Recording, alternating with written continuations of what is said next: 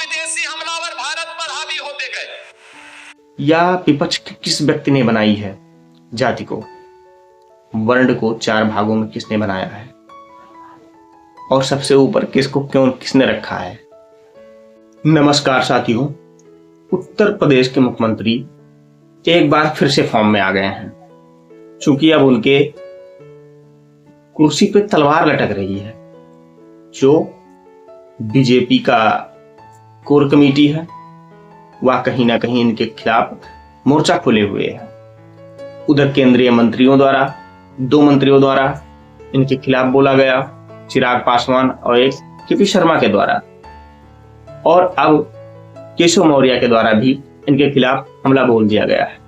लेकिन यह पूरे फॉर्म में आके इस बात की दिशा को बदलना चाहते हैं कि देश में क्या हो रहा है, क्या करना चाहिए।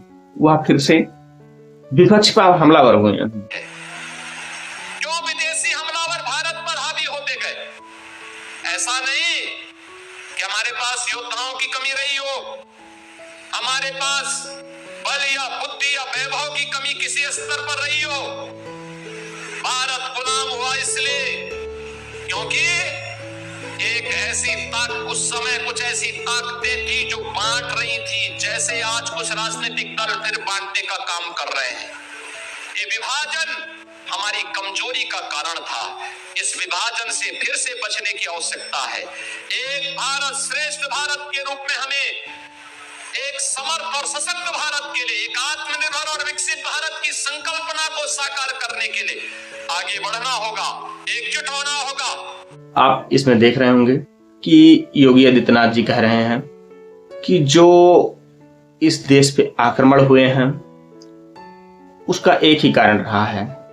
जो जातिवादी लोग हैं वह जाति को बनाए रखना चाहते हैं, तोड़ना चाहते हैं, देश को खंड भिंड करना चाहते हैं और आपस में लड़वाना चाहते हैं। तो योगी आदित्यनाथ जी, आप स्पष्ट करिए, क्या यादव जाति मैंने बनाई है, या अखिलेश यादव ने बनाई है, राहुल गांधी ने बनाई है, या विपक्ष के किस व्यक्ति ने बनाई है जाति को, वर्ण को 4 भागों में किसने बनाया है, और सबसे ऊपर किसको क्यों किसने रखा है, और किसी को पानी ना पीने देना, को तिरस्कृत करना, मारना पीटना, यह संस्कार किसने बताए हैं।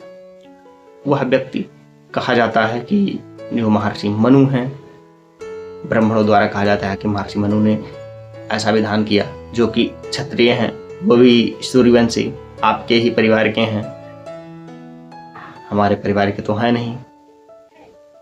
क्या आप इस बात को भी एक्सेप्ट करेंगे कि किसने बनाया है? बाकी जो यहाँ के जातिवादी लोग हैं, इस समय जो जाति कर रहे हैं, वह पॉजिटिव जातिवादी कर रहे हैं।